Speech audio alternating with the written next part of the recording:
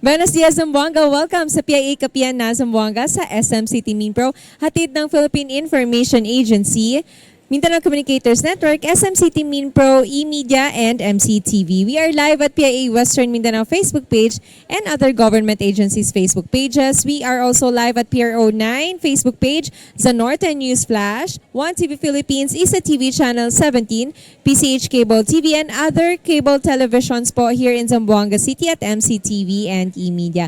Welcome po muli sa ating programang Kapihan na Zamboanga, which we will discuss important topics that will help you make more informed decisions wherever you are. Ngayon po sa ating programa, pag-uusapan po natin ngayon ang ating selebrasyon ng Information and Communications Technology Month or ICT Month, which is ginugunita po natin every month of June. At makakasama po natin ngayon from the Department of Information and Communications Technology here in Region 9 and Basulta. We have with us Ma'am Jasmine Muhammad Sali, their Information Systems Researcher 3. Welcome po sa ating program, ma'am. Thank you very much, Ms. Mai, and sa lahat po ng bumubuo ng PIA Region 9 under the leadership of RD Mimi. Thank you very much for having us once again, as always, dito sa Kapihan with the PIA. Like I mentioned, pag-uusapan natin ang ICT month natin. So, what is the core vision po ng DICTs, no, on Digital Bayanihan initiative natin, and what does it aim to achieve, especially here in the region? Thank you for bringing that up. No, actually, the concept of Digital Bayanihan is about collaboration, about partnership, and about working together as what the word Bayanihan has been taught to us. No, so it's about working together, not just with fellow government agencies, but also different sectors in order to promote the utilization of ICT and basically yung magiging core objective talaga ng DICT with the Digital Bayanihan is for no Filipino to be left online, to be left offline. So what we want is that yung benefits, yung opportunities of ICT, of connectivity, of literacy will be available not just to people in metro cities or urban areas, but most importantly yung mga nandun sa mga remote and rural areas natin. And incidentally, no, yung Digital Bayanihan is actually the theme of our National ICT Month celebration this June. So it's a Digital Bayanihan, walang iwanan sa Digital Bayanihan. So if I may know, I would like to share our regional director, si RD Cheryl C. Ortega. She actually sent in a message to PIA and of course to our public to share the vision of Digital Bayanihan as well as the programs and activities and initiatives of the ICT Regional Office 9 in Basulta. So please watch this video. Buenos días y saludos de paz y amistad desde DICT Region 9 y Basulta. We welcome good tidings this week as we formally kick off the celebrations of the National ICT Month today. Anchored on the theme, Walang Iwanan sa Digital Bayanihan, this month-long celebration is reaffirmation of our commitment to the Filipino people, where we are called to be champions of meaningful change and to leverage ICT to make real and concrete impact in our communities. For the DICT Regional Office 9 in Basulta, the Digital Bayanihan mindset has been a consistent and steadfast pillar guiding our efforts of partnerships and collaboration to ensure a digitally inclusive, empowered, and connected society where every Filipino matters.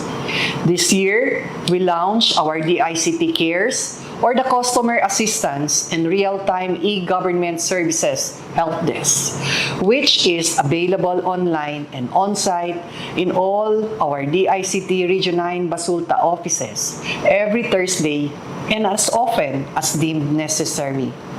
The DICT Cares provides assistance and technical support for PNPKI, the eGov App PH, SIM card registration, and support for all the ICT-related needs and inquiries. Our DICT Cares in our provincial offices have even taken to roaming to different government agencies to provide assistance with online appointments, fostering collaboration and a real-time demonstration of ICT as a public service tool that makes government operations faster and more efficient. We are also proud to share our homegrown project Reboot, or the Reskilling Education and Building Online Opportunities for Tomorrow, which provides digital literacy and future-ready skills training for persons deprived of liberty or the PDLs to aid in their reintegration into the community. Piloted in Zamboanga City, this initiative is now being implemented in the Zamboanga Peninsula and Basulta regions in partnership with the Bureau of Jail Management and Penology, or BJMP. Our Project Crimson, or the Cybercrime Reporting and Intelligence Monitoring System, is a cybersecurity initiative being nurtured by our cybersecurity team. This will see the development of a system that will monitor and track data in aid of security enforcement and operations. This summer, we have kicked off our inaugural Summer Camp for Kids led by our ILCD team, which offers free learning sessions to school-age children on Minecraft education, design with Canva, and basic coding with robotics. We also have in the pipeline a partnership with a Singapore-based organization, Walnut Education, for the rollout of pre-Scratch and Python coding classes to Filipino children. This initiative is aligned with our goal of making coding education more accessible. Code is the language of the future, and when Filipinos know how to code, they can change the world. We are also pleased to share our recent partnerships and engagements. First, with the Department of Tourism for a multi-partner agreement to boost tourism, investment, and security in the municipalities of Sibuco, Sirawai, Siocon, and Baliguian, or the Triple SB. And second, with the Learning to Earning Pathways, or LEAP, program of the Ateneo de Zamboanga University to equip young people with digital skills and lead them to career pathways and entrepreneurial opportunities.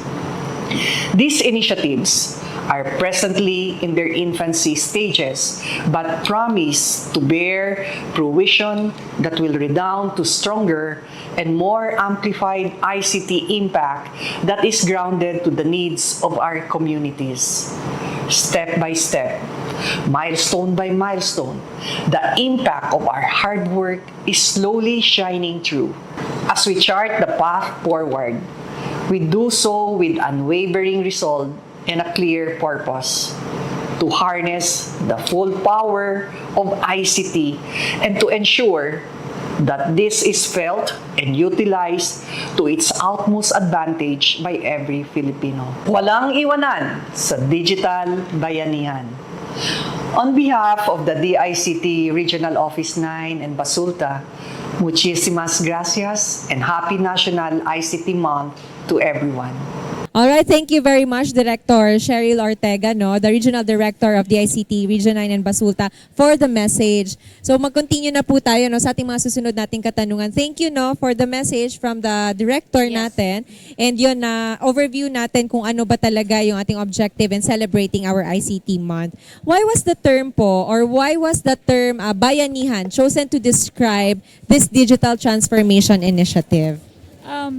It's Digital Bayanihan, basically because we are very much aware that we are not able to do things alone. You know, as our RD Cheng is fond of saying, when we partner together, half of the work is done and we are able to do things more and more efficiently. So even before Digital Bayanihan was coined, si DICT has always prioritized and actually prized talaga yung partnership that we are able to do. It's the only way. Again, RD Cheng is fond of saying that government cannot do things alone. So it's always a privilege for us to be able to find partners and to work together. basically become part of the community, si DICT, and to offer the assistance and support that is needed in pursuit of inclusive development through ICT. Napakaganda nga no ng initiative ni Director Ortega for that na dapat magtulong-tulungan Yes. talaga to achieve this goal. What are the key strategic pillars po no? We are talking about the digital bayanihan. So ano yung strategic pillars po ng DICT to develop yung ating roadmap under this program? So yung DICT, its mission has always been to be a DICT of the people and for the people. So building partnerships is one of them. Partnering and finding avenues of collaboration is part of the strategic direction, again, under Digital Bayanihan. So while this is not exactly yung strategic pillar, no, but our Secretary Henry Aguda, has shared a bit of his priorities and directions with regards to Digital Bayanihan. So it's about driving a digital-first economy. It is about inclusive technology for all. So meaning yung technology is not just for like the like yung sa it is for all, hindi lang siya specific to a certain group or certain sector. C is for championing data privacy and protection. So that's where cybersecurity and our data privacy initiative. So we want every Filipino to be safe and protected online. And lastly is transparency in government. It's through the use of ICT where we able to make government operations and processes more efficient and it will redound to a better delivery of services, especially to the public. Okay. You mentioned kanina po yung ating inclusivity no na there will no one be left behind offline. So how do you ensure naman sa DICT na inclusive yung ating digital transformation, particularly nga yung na-mention natin na sa ating mga far-flung areas, island barangays, and communities dito sa Zamboanga Peninsula? Yes, so I think we have shared this before, no, but we just want to reiterate again. Si DICT Regional Office 9 in Basulta actually has offices in each of our different cities and provinces here in Zamboanga City. So we have here in Zamboanga City, Zamboanga del Sur, Sibugay and del Norte, Basilan, Sulu, and Tawi-Tawi. So the presence of these provincial offices is one of the ways where we are able to connect with our communities, and our provincial offices are in touch with the needs of their community. So, mas tutok nila yung needs of the community, the different sectors in our different areas here in Region 9 and Basulta. Additionally, one of the highlight initiatives that we actually have is yung Smart Villages and Smart Islands or the SVSI initiative. It's a digital transformation initiative that particularly focuses on geographically isolated and disadvantaged areas. So our pilot actually in the Philippines is Sakol Island, and since then nagkaroon po tayo ng 8 pang SVSI. So we have as far as Sitangkay in Tawi-Tawi, we have in Haji Panglima in Sulu, Marang-Marang in Isabela Basilan, we have in Luzon Valley, Zamboanga del Sur. I believe it is the farthest barangay in Pagadian, and then we also have in Liloy, Zamboanga del Norte, and we have 3 in Zamboanga, Sibugay. We have Diplahan, Kabasalan, and in Solar, Olutanga. So what this SVSI is,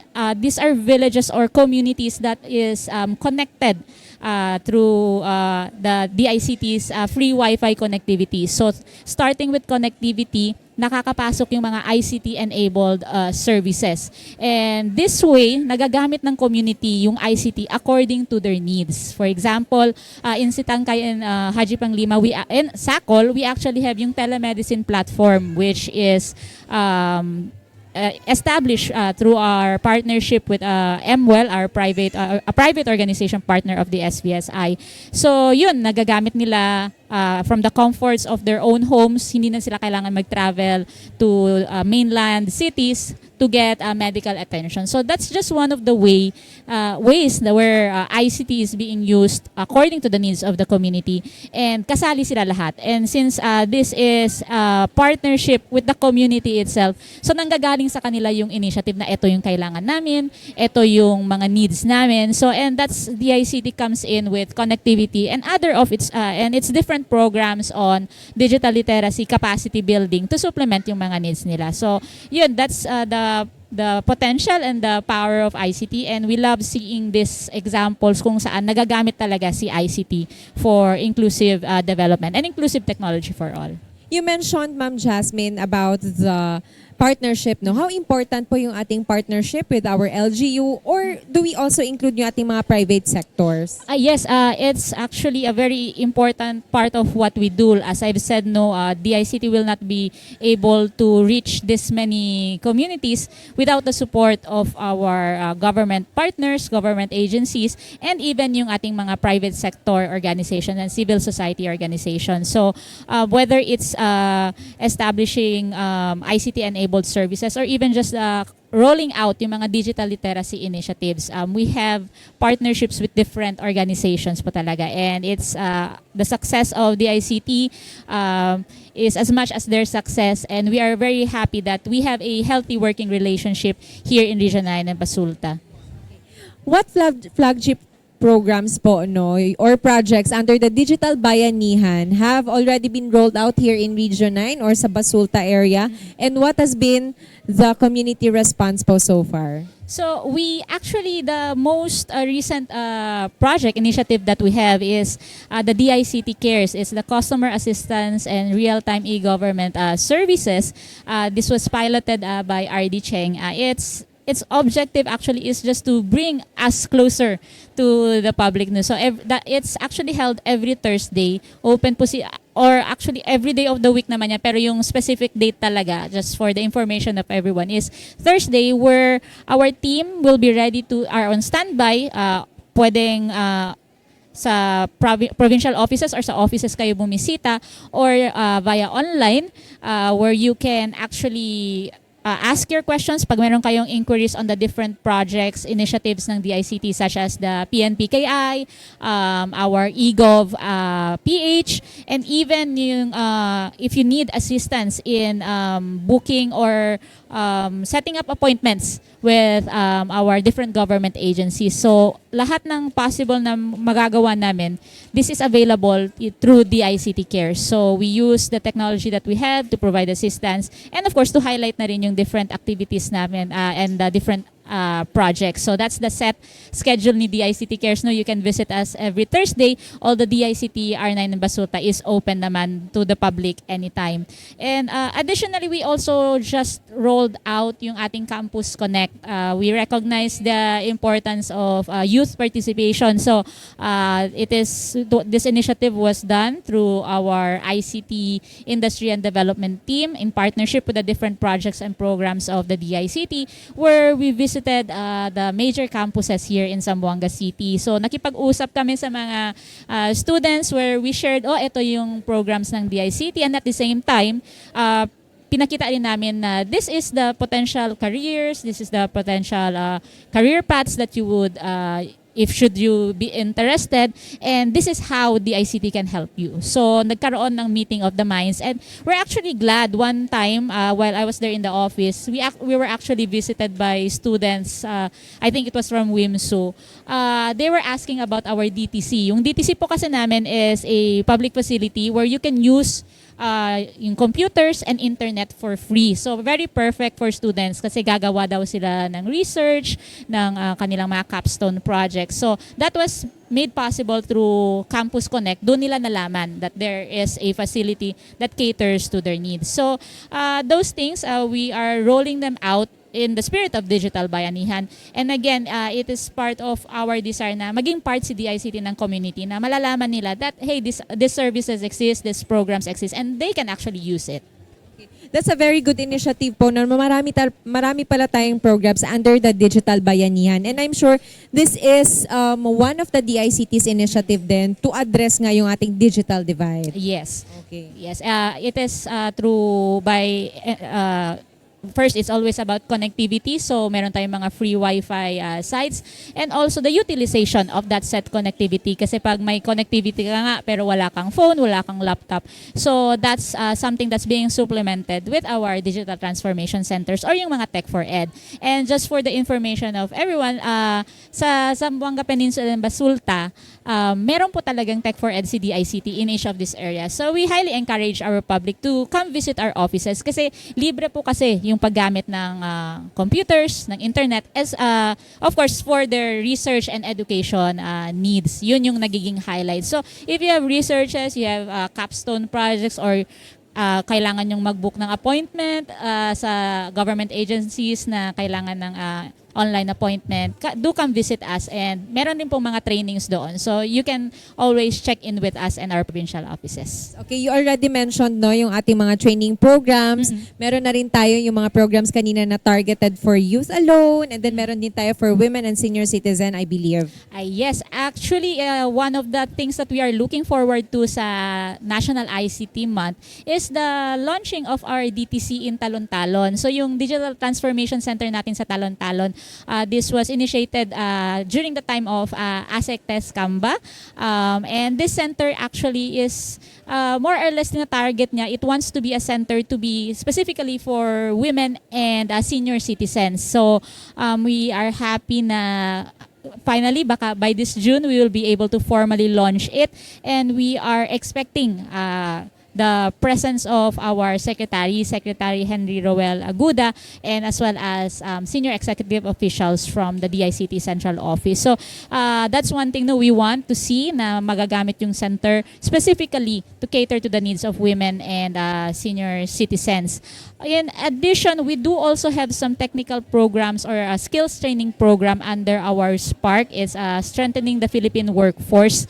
Meron po rin talagang niro-roll out na training like for example on virtual assistants, on AI, mga topics that are quite relevant and very important, especially kung gusto natin ma-advance in today's digital landscape. These skills are very essential. So these batches are actually being rolled out and some of them are actually sector specific. We have technical training for women, technical training for MSMEs, and students and other sectors. So that's one of the programs. And again, please do follow our page or just visit any of our provincial offices para po ma-inform kayo and ma-update kung kailan to magro-roll out. Yes, because usually na-announce yan, there's a call for applications, call for kung sino yung interested. Yes, call for participants. Ayun. Thank you very much, Ma'am Jasmine, for mentioning no lahat ng ating mga training programs. And indeed po, yung Digital Bayanihan program po is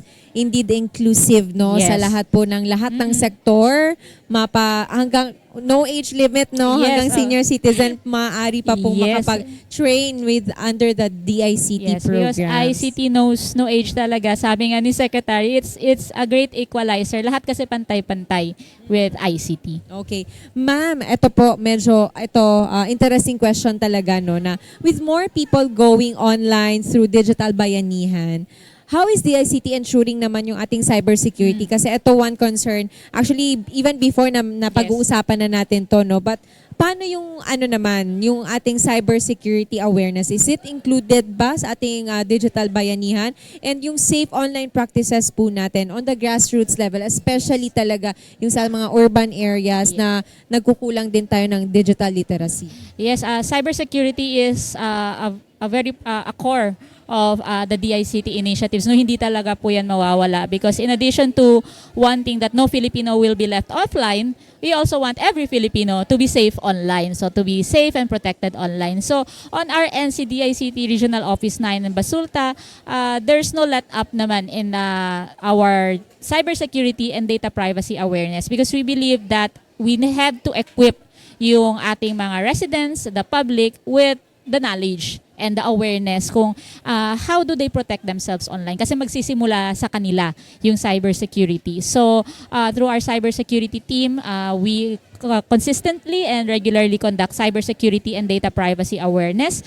It's a regular program of the DICT. In fact, meron po kaming several cybersecurity sessions, learning sessions siguro in the National ICT Month. So, in addition to that, we also coordinate, again, in partnership with different government agencies and mga organizations where we conduct cybersecurity and data privacy learning sessions. So it's about preparedness and raising the literacy and knowledge, as you said, because cybersecurity, the first step is always with us. If we are aware, we will be able to protect ourselves. No, this is a training that's being rolled out not just in Zamboanga, in Region 9 Basulta, but throughout the entire nation under the DICT. Okay. So yun nga po no na I think it's time then for our citizens, our netizens na to also grab the opportunity na matutunan nila itong cybersecurity natin, digital literacy